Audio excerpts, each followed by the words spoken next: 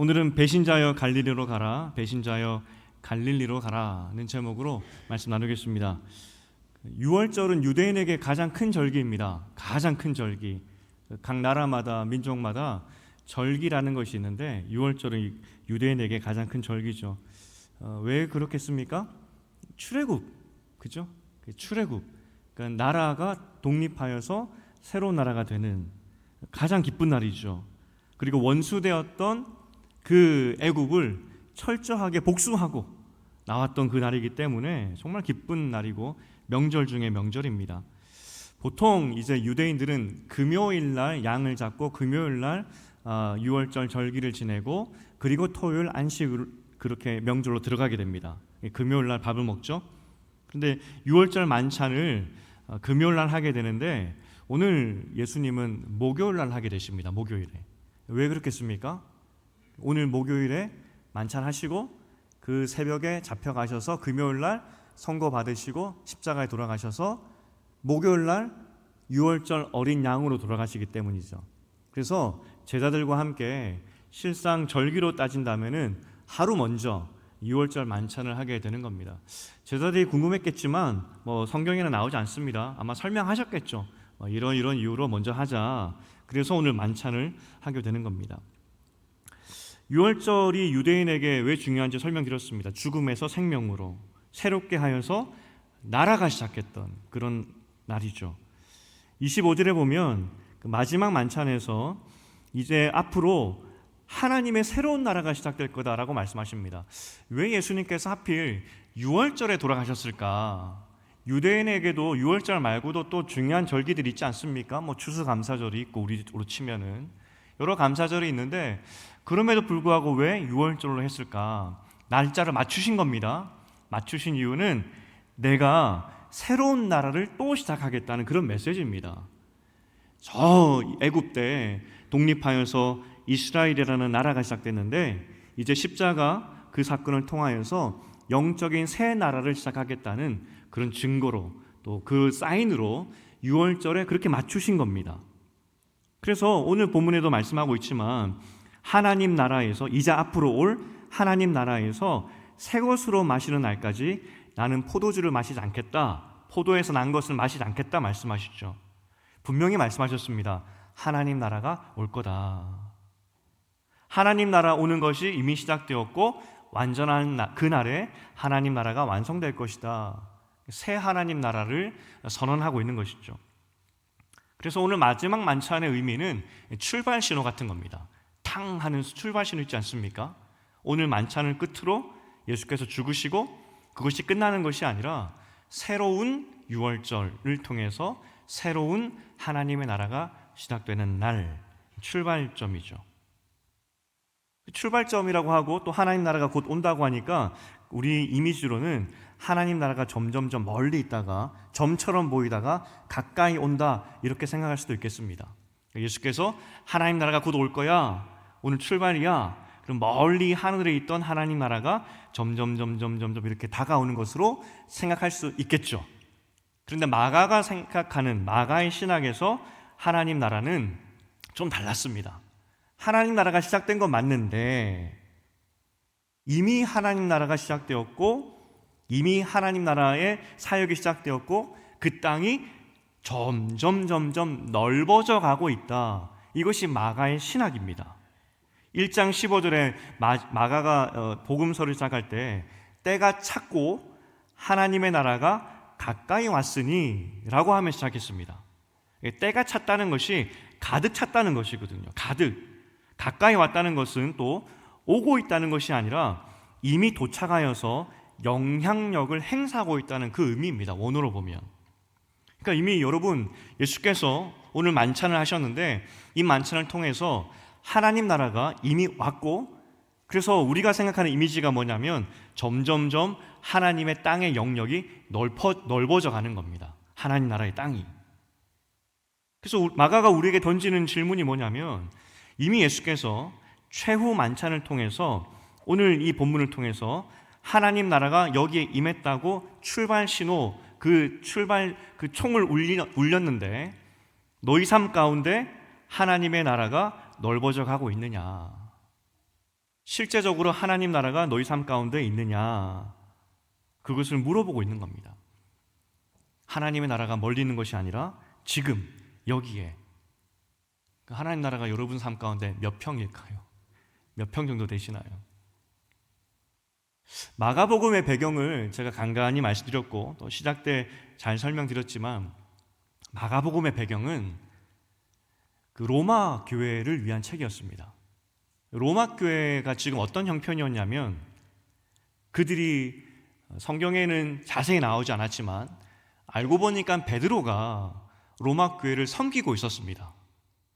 그리고 바울도 로마 교회를 가기를 원했고 가서 비록 옥중이었지만, 가택연금이었지만 계속해서 성도들과 교제했던 그런 상황이 바울이었습니다.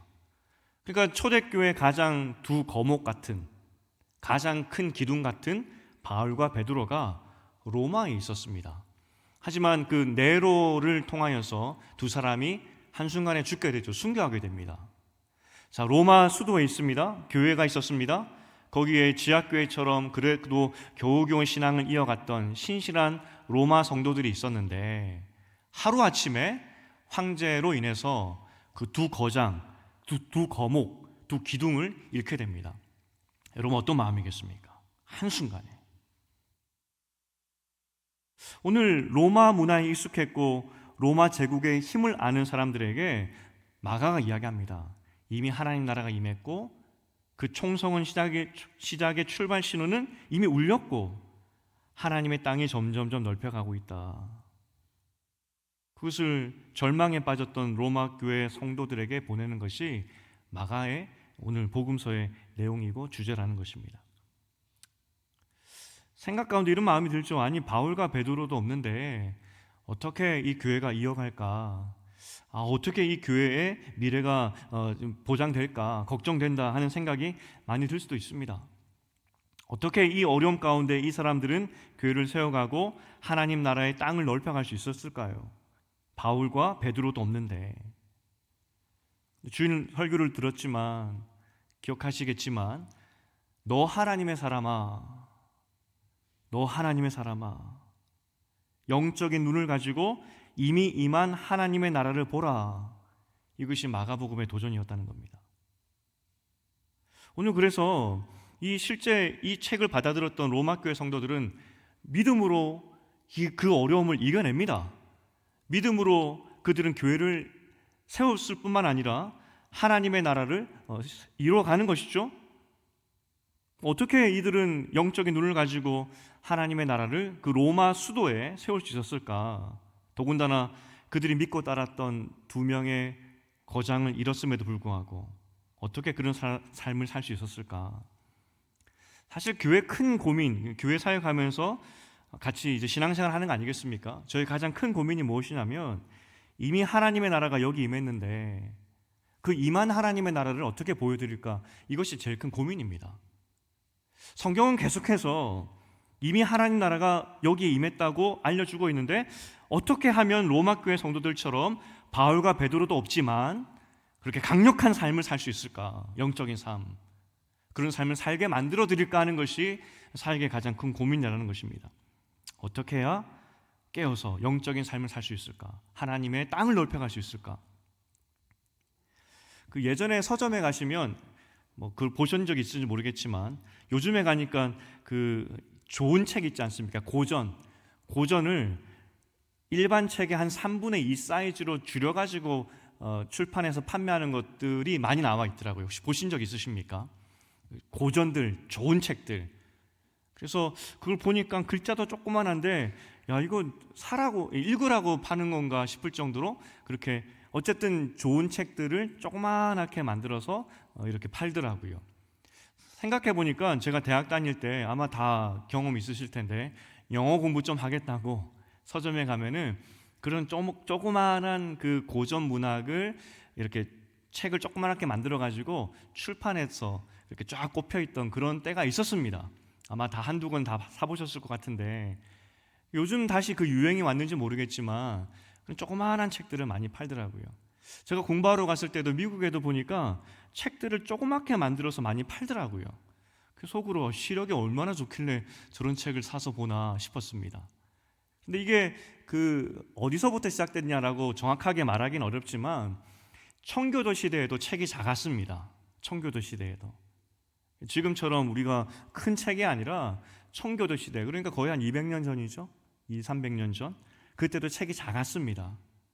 그때 왜 책이 작았냐면 대부분 그 당시 직업이 농부 아니겠습니까? 힘을 쓰는 그 사람들이 일을 하다가 잠깐 쉴 때 그 책을 주머니에 넣었다가 빼서 읽으라고 휴대하기 쉽게 만들기 위해서 책을 작게 만들었습니다.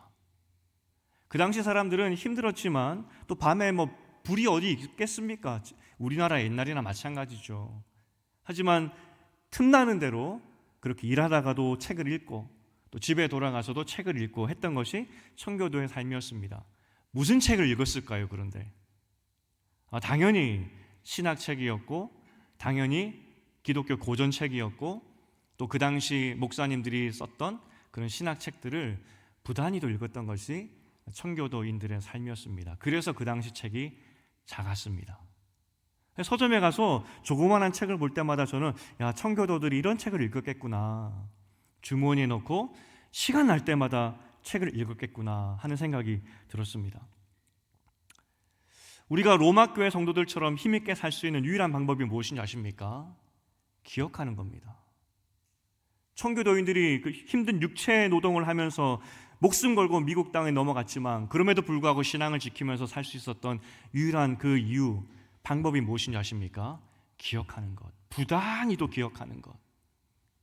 오늘 예수께서도 성찬식을 만드셨습니다. 성찬식의 이유가 무엇이겠습니까? 이미 하나님 나라가 시작되었다. 너희는 영적인 존재이고 육체의 존재가 아니라는 것을 모일 때마다 기억하라는 것입니다.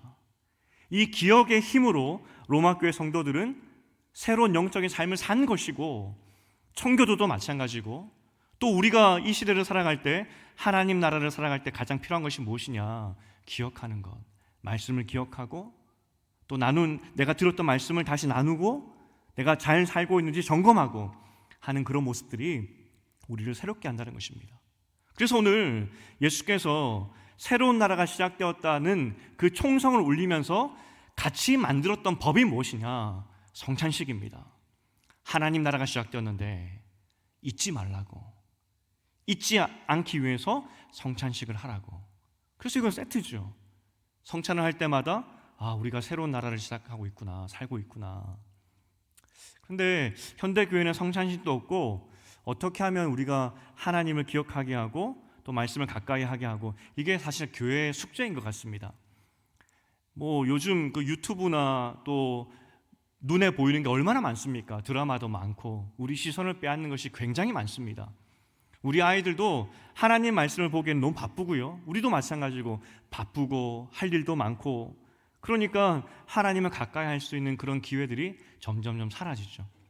그러하기 때문에 결정적으로 영적인 어떤 그런 우리의 그 죽어가는 모습들이 있는 거죠. 하나님 나라를 살지 못하는.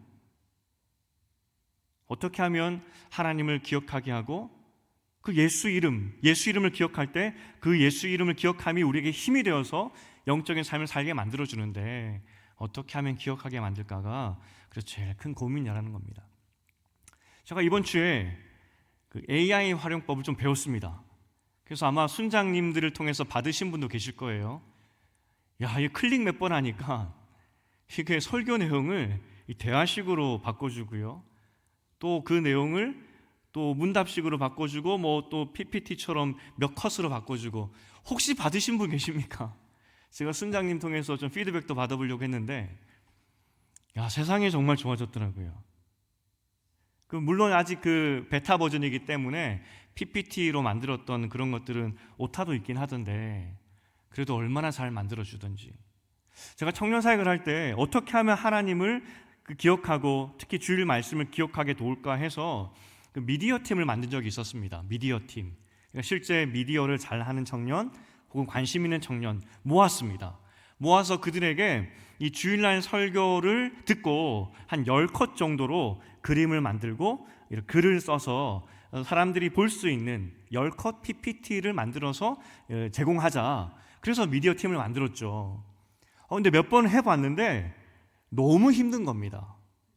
거기서 일을 했고 또 관심 있는 청년들이 모여서 설교를 듣고 만드는데 생각보다 정말 힘들더라고요. 그래서 미디어 팀을 좀 운영하다가 결국 그 만드는 것을 멈출 수밖에 없었습니다. 그런데 정말 놀랍게도 제 설교를 넣고 그 AI에서 프로그램을 이렇게 실행을 했더니 단 몇 분 만에 약간 오타가 있긴 하지만 그걸 만들어내는 겁니다. 와, 깜짝 놀랐습니다. 사실 이 세상이 바뀌고 AI 시대가 오고 그러하기 때문에 우리 마음 가운데 불안한 것이 무엇이냐면 젊은이들이 더 교회를 떠나겠구나, 젊은이들이 더 교회에 관심이 없겠구나 하는 생각이 많이 들죠. 저도 불안한 마음이 있습니다.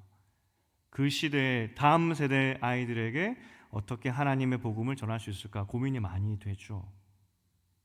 곧 세상에 운전도 스스로 하는 자동차가 나온다고 하고 하늘을 날아다니는 자동차 택시가 이미 운영되고 있는 나라도 있다 그러죠. 세상이 이렇게 바뀌구나 싶습니다. 이렇게 빛과 같은 속도로 바뀌는 세상에서 하나님 나라를 말한다는 것, 점점 자신이 없어집니다. 세상이 이렇게 바뀌는데 하나님의 나라를 어떻게 만들지? 그런데 저는 이걸 배우면서 어떤 생각이 들었냐면 또 다른 하나님의 나라에 대한 소망을 좀 보았습니다. 우리는 세상 문화 위에 살고 있거든요. 세상 문화 위에 살고 있습니다. 세상 문화는 항상 하나님을 적대합니다. 로마 문화를 보십시오. 오늘 마가복음이 쓰여졌던 이 마가복음 시대의 로마 문화를 보십시오. 얼마나 이 황제 숭배와 또 귀신, 우상 숭배가 강했던 시대였습니까? 얼마나 쾌락주의가 판을 쳤던 그런 시대였습니까?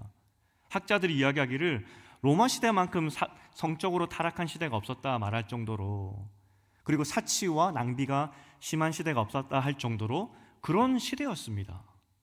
그런 시대 위에서, 그런 문화 위에서 이들은 말씀을 기억했습니다.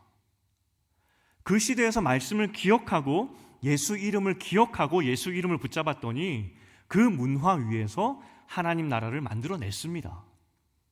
지금도 답이 보이지 않죠. 정말 1년 1년이 다르고 어떤 학자는 이렇게 이야기하더라고요. 10년 안에 대한민국도 입시 제도가 없어지지 않을까? 그런 이야기도 하더라고요. 세상이 어떻게 바뀔지 모르지만 로마 시대나 우리 시대나 하나님을 대적하는 문화는 똑같습니다. 그런데 유일한 해법이 무엇이냐? 예수를 기억하는 것. 그런 점에서 AI도 참 좋겠다 싶었습니다. 이거 내가 청년들 데리고 만들려고 했던 그 PPT 10장도 힘들었는데 이거는 5분 만에 만들어내네. 그리고 이 대화식으로 설교를 요약했던 걸 들어봤더니 제가 설교한 것보다 훨씬 더 잘하던데요. 깜짝 놀랐습니다. 우리가 세상을 보면 두려운 마음이 들죠. 아마 로마 교회 성도들은 더 그랬을 겁니다. 하지만 예수 이름을 기억할 때 그들은 살았고요. 청교도도 마찬가지였습니다. 우리가 지금 이 시대에 하나님의 나라, 시작된 하나님의 나라, 그리고 점점점 그 영역을 펼쳐가는 하나님 나라를 살아가고 있는 우리에게 필요한 것은 예수를 기억하는 것. 이게 기본 중에 기본이고, 우리가 기초로 다시 기본으로 돌아올 때 우리의 하나님 나라는 다시 힘있게 일어난다는 겁니다. 그래서 어찌하든지 이제 기억하려고 합니다. 그래서 한번 시도해 봤으니까 다음 주에도 또 한 번 더 해보려고 하고요. 그래서 우리 교회는 어찌하든지 예수를 기억하기 위해서 발버둥 치는 교회. 하지만 정말 예수 이름을 기억하고 주님을 기억하고 나는 하나님의 사람이라는 것을 기억하고 그렇게 살았더니 내 삶이 바뀌었다, 이렇게 간증하는 교회, 이런 교회 되기를 주님의 이름으로 축복드립니다. 그래서 기억하는 게 중요합니다. 근데 제가 오늘 좀 더 강조하고 싶은 것은 두 번째입니다. 두 번째.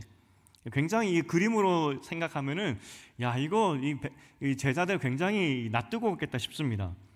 예수께서 오늘 본문에 보니까 두 번이나 누군가가 나를 팔 것이다 라고 말씀하시죠. 첫 번째로 말했을 때는 나인가요? 나인가요? 다 물어봅니다. 지금 이 표현이 어떻게 되냐면 한 명 한 명씩 돌아가면서 예수님 저인가요? 베드로가 물었으면 옆에 있던 또 그 안드레가 묻죠. 저인가요? 왜 이렇게 이런 관계입니다. 지금 아마도 가룟 유다도 물었을 겁니다. 예수님 저인가요? 야, 낯짝도 뜨겁지. 아마 그런 장면이 첫 번째 질문이었고요. 두 번째 20절에서 또 한 번 말씀하십니다. 이번에는 구체적으로 말씀하십니다. 그 당시 밥을 먹는 문화가 큰 접시에 빵이나 뭐 과일이나 넣고 그렇게 먹었다고 합니다. 예수께서 말씀하십니다. 지금 나와 함께 그릇에 손을 넣는 그 사람이 팔 것이다. 아마 넣었다가도 빼야 되고 지금 굉장히 코미디죠. 영화 아니겠습니까? 영화 도박의 한 장면. 동작 그만. 요한복음에는 굉장히 구체적으로 말씀하십니다. 직접 빵을 가룟 유다 입에 넣어주시죠. 어쩌면 정말 마가복음에서도 그 그릇에 예수님과 가룟 유다가 같이 손에 있었을 수도 있습니다. 그렇게 두 번을 말씀하시죠. 가룟 유다는 배반자입니다. 이 용어가 좀 어렵기 때문에 하지만 굳이 설명드리자면은 배반자입니다. 배반자는 적의 편에 서는 겁니다. 적의 편. 완전히 저와 등을 지는 것이죠. 돌이킬 수 없는 길을 가는 것이 배반입니다. 하지만 제자들은 엄밀히 따지면 배신입니다. 배반하여서 완전히 등지는 것이 아니라 신의를 저버리는 것이죠. 잠깐 두려워서 예수님을 모른다 하고 떠난 사람들이기 때문에 정확하게 말한다면 배신이라는 말이 맞을 겁니다. 적의 편에 서진 않았으니까. 가룟 유다는 돌이킬 수 없는 배반자였고 제자들은 두려움 때문에 예수님을 그 신의를 버려버린 배신자들이었습니다. 이런 배신자들에게 가룟 유다 말고요 11명의 배신자들에게 하신 말씀이 중요한데 27절에 다 흩어질 것이다 라고 말씀하십니다. 너희가 나를 배신하고 살기 위해서 각자 도생 정신없이 그냥 흩어질 것이다 라고 이야기를 하죠. 그러나 너희는 내 원수가 아니야. 내 원수가 아니야. 나중에 너희가 정신 차리고 상황이 판단이 되었을 때 그때 갈릴리로 돌아와. 이 메시지를 주고 있는 겁니다. 내가 갈릴리로 가 있을 테니까 살기 위해서 신의를 버리고 너희 마음대로 떠나겠지만 다시 제정신이 돌아오면 내가 갈릴리로 가 있을 테니까 갈릴리로 돌아와. 이것이 예수님의 메시지였습니다. 그러면 왜 갈릴리일까? 나도 예수와 함께 죽겠다고 했던 베드로, 그도 역시 배신자였죠. 다 흩어졌습니다. 그런데 예수께서 말씀하십니다. 베드로를 포함한 모든 제자들에게 갈릴리로 돌아와. 한 장소를 지정해주고 갈릴리를 말씀하시죠. 왜 갈릴리일까? 먼저 왜 갈릴리일까를 알아보기 전에 예수께서 한 장소를 지정했다는 것도 굉장히 중요합니다. 왜 한 장소를 지정했을까? 군대 이야기해서 좀 죄송한데 군대에서 이 집결지라는 것이 있습니다. 집결지가 지정이 되죠. 사실 전투를 하다 보면은 후퇴할 수가 있습니다. 후퇴할 때 질서 있게 후퇴할 수도 있겠죠. 작전에 따라서 후퇴할 수 있겠지만 정말 정신없이 살기 위해서 후퇴할 때도 있습니다. 정말 상황이 급박하여서 살기 위해서 꽁지 빠지게 도망가야 할 때가 있습니다. 그때 집결지를 알려줍니다. 우리가 지금은 살기 위해서 다 도망가지만 이 전쟁이 끝난 것이 아니야. 집결지가 있는데 거기에서 만나자 하고 흩어지는 것이 군대의 용어로 집결지입니다. 비록 지금은 패잔병이지만 끝난 것이 아니야. 우리 다시 만나서 다시 전열을 가다듬고 정비하여서 다시 전투로 나가야 되니까 지금은 우리가 후퇴하고 뿔뿔이 흩어지지만 집결지에서 만나자. 이것이 군대 용어로에서 집결지라고 하는 것이죠. 제가 훈련 받을 때 훈련 과정에서 포로로 잡혀오는 그 훈련도 있었습니다. 포로로 잡히는 모이죠. 포로로 잡혀갑니다. 후퇴하다가 이제 잡히는 어떤 시나리오가 있거든요. 정말 잡혀요. 포로 수용소로 잡혀갑니다. 그러면 이 강도는 약합니다. 포로가 되었다는 가정하에서 이 정기 고문도 받습니다. 그리고 줄이 트는 거 있잖아요. 그 사극에 보면은 그 줄이 틀리는 그 훈련도 받습니다. 그리고 막 그 고춧가루 탄 물도 얼굴에 막 뿌립니다. 포로가 되었을 때 고문 당하는 것을 아주 맛배기를 보여줍니다. 근데 분위기가 제가 지금 웃으면서 이야기하지만 정말 살벌합니다. 그런데 고문을 그렇게 하면서 그 사람들이 묻는 것이 뭔지 아십니까? 집결지가 어디야? 그겁니다. 너희가 지금 도망가다가 잡혔는데 집결지가 어디야? 그거 하나 묻습니다. 집결지가 어디야? 어디서 모이는 거야? 저희보다 앞주에 먼저 훈련받았던 이 동기 기수들이 있었는데 그 동기 중에 한 명이 너무나 고문이 힘들어서 집결지를 불어버렸다고 합니다. 난리 났다 그러더라고요. 절대로 이야기하면 안 되는 것이 집결지입니다. 오늘 예수께서 하나님의 나라가 시작되었다는 선언을 하셨습니다. 위대한 날이죠. 하지만 너무나 안타깝게도 이 위대한 출발이 있었지만 제자들은 배신하게 됩니다. 하지만 그들은 배반자는 아니었습니다. 예수께서 말씀하십니다.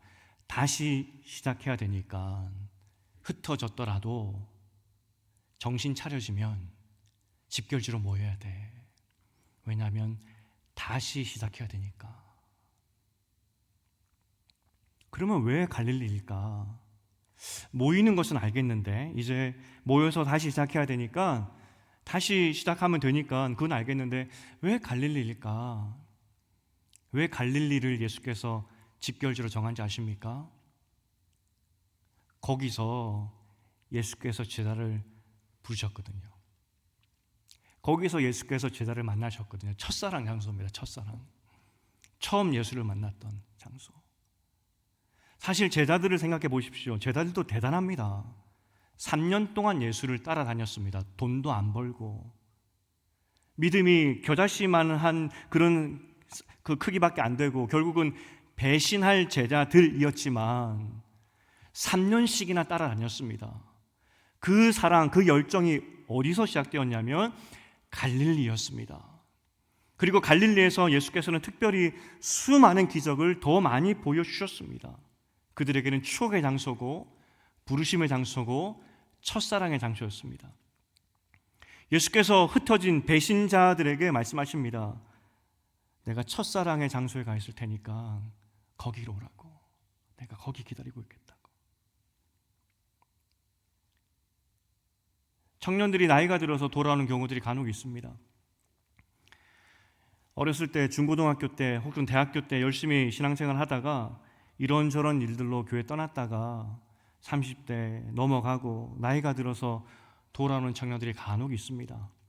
그 청년들을 만나서 어떻게 하다 돌아왔냐 물으면 많은 경우에 이 이야기를 합니다. 내가 중고등부 때, 대학생 때 만났던 그 하나님의 생각이 나서 어쩌다 보니까 이렇게 방황하다가 언제 가지 하다가 용기 내서 왔습니다. 첫사랑에 끌려서 왔습니다. 오늘 에베소 교회도 요한계시록에 보면 사랑이 식어져 버리고 그래서 교회 안에서 냉랭했던 그 에베소 교회를 향해서 예수께서 말씀하셨습니다. 첫사랑을 회복하라고. 우리의 하나님 나라의 시작점, 출발점이 어디냐? 처음 하나님 만났던 그날, 내가 그때 하나님 만나서 내 삶이 바뀌고 내 생각이 바뀌고 내 영적인 눈이 열렸던 그날, 그 날을 기억하는 것이 너무나 중요하다는 것입니다. 오늘 제자들에게는 영적인 집결지가 영적인 그 새롭게 했던 그곳이 갈릴리였기 때문에 예수께서 그리로 오라고 말씀하신 것이죠. 사실 우리도 하나님 나라를 시작하고 있습니다. 살고 있습니다. 하지만 이런저런 일들로 예수님 배반할 때가 얼마나 많습니까? 바쁘다는 핑계도 있고 신앙이 식어서 그렇게 할 때도 있고 또 세상이 무서워서 하나님보다 세상이 무서워서 세상 것에 매일 때가 참 많습니다. 그런데 예수께서 말씀하십니다. 정신 차리고 혹시 정신 차려지고 사리 판단이 된다면 뭘 먼저 기억해야 되느냐? 첫사랑의 그때를 기억하고 다시 돌아오라. 이것이 예수님의 이 제자들을 향한 배신자들을 향한 메시지였습니다. 저는 신영교회가 우리 영적인 집교로 영적인 갈릴리가 되었으면 참 좋겠습니다. 이화여대 역을 지날 때 뭘 생각하십니까? 이 길을 지나갈 때 여러분은 어떤 생각을 드십니까? 저는 여러분 인생에 하나님과의 첫사랑의 생각이 나고 하나님의 은혜가 생각이 나는 그러한 장소가 되었으면 참 좋겠습니다. 은혜의 장소. 제가 금요 영성 기도를 강조하니까 여러분의 권사님들이 직접 전화도 주시고 또 걱정이 되어서 이렇게 많이 기도도 해주셨습니다. 여러분입니다. 여러분 정말 감사합니다. 제가 강조를 하는데 더 잘 되었으면 하는 마음에서 기도하고 있다 하시면서 또 이런저런 예전에 했던 그런 어떤 방법들 이것들 저를 걱정하셔서 말씀해 주는 겁니다. 정말 감사하죠. 너무너무 감사합니다. 많이 오시면 힘이 나죠. 같이 찬양하고 얼마나 좋습니까? 그런데 제가 금요 영성 기도회로 오라고 초대하는 것은 다른 것이 아니라 여기가 영적인 집결지이기 때문입니다. 잠시 신앙이 떨어진 분들, 기도를 해야 되는데 또 어떻게 해야 될지 잘 모르는 분들, 영적인 재정비가 필요한데 여기 와서 재정비하고 가시라고. 그냥 많이 와서 기쁘게 찬양하고 예배드리고 기도하고 이것도 너무나 중요한데 영적인 재정비가 필요하신 분들 오라고. 그래서 강조하는 겁니다. 오늘 두려움에 신앙이 흔들린 제자들 다시 모으시는 이 주님을 바라보시면서 오늘 혹시 여러분 마음 가운데 영적인 어떤 두려움이나 또 신앙이 흔들리는 것이나 기도의 제목이 있다면 오늘 이 자리가 영적인 갈릴리가 되고 영적인 집결지가 되어서 하나님과의 첫사랑을 회복하는 여러분 되시기를 주님의 이름으로 축복드립니다. 이제 말씀을 맺겠습니다. 제2의 유월절입니다. 엄청난 날입니다. 여러분 그냥 성경에서 흘러가는 그런 날이 아니라 엄청난 날입니다. 우리도 중요한 날이 있으면은 일부러 맞추지 않습니까? 아마 예수께서도 이게 엄청난 날이야 이걸 알려주기 위해서 굳이 유월절날 어린 양으로 오셨다고 말씀하는 겁니다. 출애굽하여서 죽음에서부터 새 나라가 시작되었듯이 다시 예수께서 새로운 하나님의 나라를 시작했다고 너무나 중요한 날이라고 말씀하고 있습니다. 하지만 오늘 우리 제자들처럼 우리도 배신자가 될 수 있습니다. 살다 보면 나 살겠다고 꽁지 빠지게 도망갈 수도 있습니다. 언제 그랬냐 듯이 오늘 베드로가 죽을 때까지나 예수 따르겠습니다라고 했는데 제일 먼저 도망간 사람이 베드로 아니겠습니까? 배신자가 될 수 있습니다. 하지만 예수께서 그것도 아시고 말씀하십니다. 나중에 정신이 들면 갈릴리로 찾아와 내가 거기 가 있을 테니까. 첫사랑의 장소. 오늘 이 신은의 교회가 이 예배당이 이곳이 우리 영적인 갈릴리 영적인 집교로가 되어야 되는데 이제 겨울 사역이 시작되고 있습니다. 1월부터면 어린아이들부터 수련회가 시작됩니다. 수련회 데려가기 진짜 어렵습니다. 아니 자기 좋으라고 너 영적인 것이야 영적인 것으로 유익한 거야 라고 좋은 건데 가자고 해도 죽으라고 안 갑니다. 교회가 왜 매해 절기 때마다 방학 때마다 수련회 하겠습니까? 그 아이들의 영적인 갈릴리를 만들어주기 위해서. 그래서 우리가 더 기도해야 되겠죠. 하나님 우리 교회 우리 신원교회 예배당 그리고 우리 아이들이 겨울에 가질 모든 수련회 장소들 시간들이 첫사랑의 시간 되게 하시고 영적인 갈릴리가 되게 하셔서 주의 사랑을 회복하고 새롭게 되고 그래서 이미 시작한 하나님의 나라 하나님의 나라를 살아가는 우리 모두가 될 수 있도록 도와주시옵소서. 이렇게 기도하는 우리 모두 되기를 주님의 이름으로 축복드립니다.